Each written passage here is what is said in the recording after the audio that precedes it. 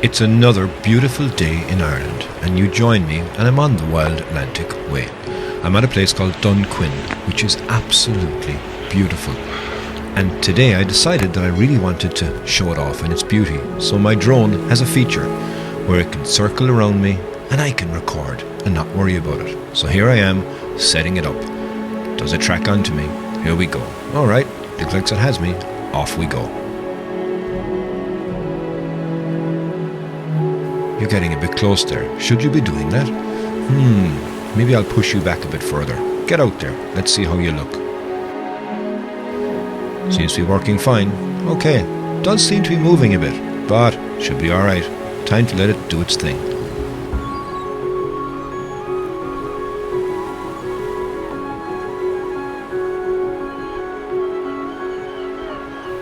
So off it goes, circling me and revealing the beauty that we have on this beautiful part of the Wild Atlantic Way. However, because of the light being so bright, it really did struggle with getting the shadows, but I do like the silhouette that it gives. Back around to light now. Oh, is it going to work? Ooh, what's that it's doing? Seems to be struggling between the difference in bright and dark. Back and forth, back and forth. And as I get ready and do my final things before starting to shoot, I'll give you a look at this beautiful place that we have right below the cliffs in front of me, leading out to the Wild Atlantic Way.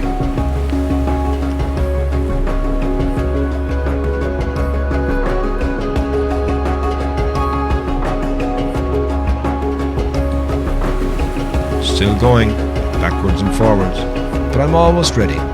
So does it still track me?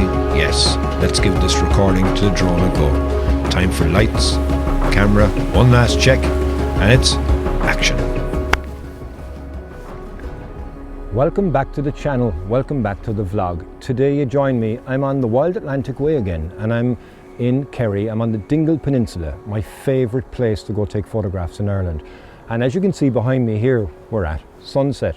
And I'm at the edge of a cliff and I'm looking down at a very, very picturesque pier. Now, there's a standard photograph that people would take which is on top of the pier, and what it is basically is a curving pier that leads its way out to the Atlantic. And then you've got the Blasket Islands on the left hand side, and then you also have as well a thing called Manfrotto, which is another island that's further out, or the Sleeping Giant. And what I'm hoping to do here is get a couple of nice shots when the sun just about dips behind Manfrotto, because trying to photograph right now in this harsh light, it's very difficult because you've got a sun that's shining directly into you, and the area below me as well here is a bit in shade. So it's a much easier proposition to be able to wait for the light to be able to dip down lower. So you get a bit of softer light, you also get that nice colour of the light as well.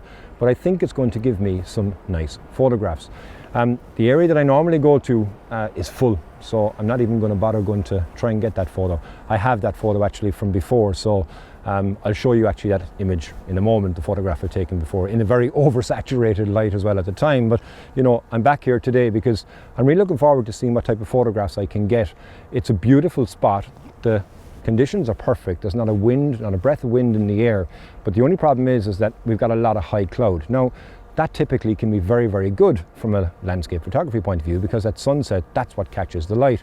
But I think the problem we're going to have here is that it's a bit too hazy. Nonetheless, I do think I'm still going to get a nice photograph as always, but not as ideal, I suppose, really. But guess what? That could change as well in a moment. So I'm going to get the camera set up here. I'm going to take a photograph anyway while the light is there. I'll talk you through how I'm taking that photograph as well. But yeah, come on, let's go have some fun along the Wild Atlantic Way on the Dingle Peninsula. What I've done here is I've put on my equivalent to my 10-stop filter. So it's the ND1000. It's the case magnetic system that I'm still using. And I'm able to get a photograph here from a long exposure, and I'm getting the light as well that's streaming across now directly at me as well here, that's just above the Sleeping Giant as well. Settings at the moment, I'll tell you now. I'm at f10, I'm at a 13-second exposure, my ISO is at 100, and I'm actually going to grab another photograph here now while I can, because that light is just nice. And the sun as well is just above the top of the island distance as well. Ideally I'm waiting for it to reach the top of it. If I can get a sun star on that, it would be magic. And then when it drops behind that as well, that helps because it takes away the direct sun, but hopefully I'll get some nice light as well that lights up on the clouds and the high atmosphere clouds as well that are there. I'm moving quite a lot. It's quite uncomfortable to have midges by the sea, so I'll probably have to put on my midge net in a moment to make it a small bit variable, because they are quite annoying, but that's okay. Small price to pay to be in such a beautiful spot as well. So yeah, I'll have a look at this one here now, and actually that turned out perfectly, I think. So yeah, going to crack on, get a couple of shots here, and I'll check back in again once the sun just reaches the top of the island, and I'll take that photograph as well, and I'll show you that one then as well at that point. But in the meantime, I'll give you a look at this stunning area with some drone footage.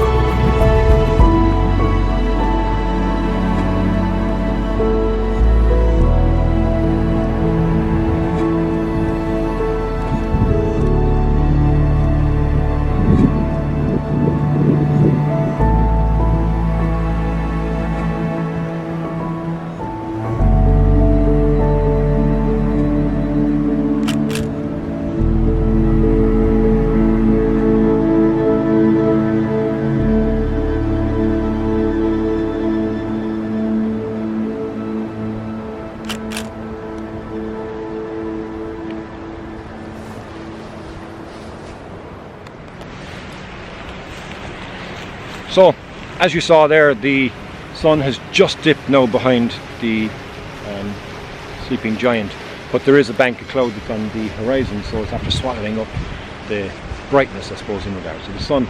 I've now swapped out as well to my ND64, which is equivalent to my 6-stop, because I didn't need to have the 10-stop when the light was fading. And now, even as it is, when the light goes down, I probably won't even need to have any filters.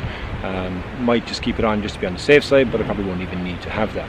I've also wearing a very interesting piece of attire.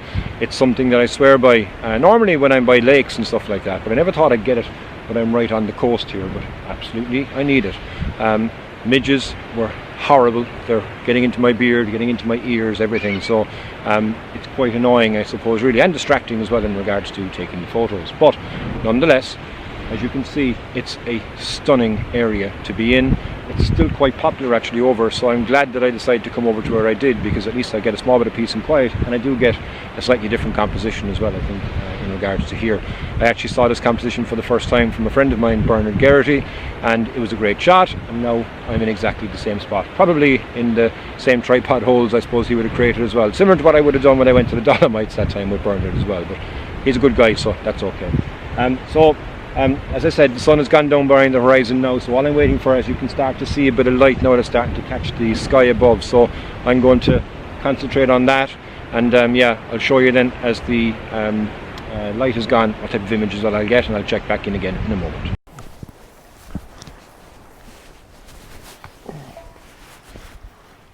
Well, that was all a bit frantic when the light actually did hit.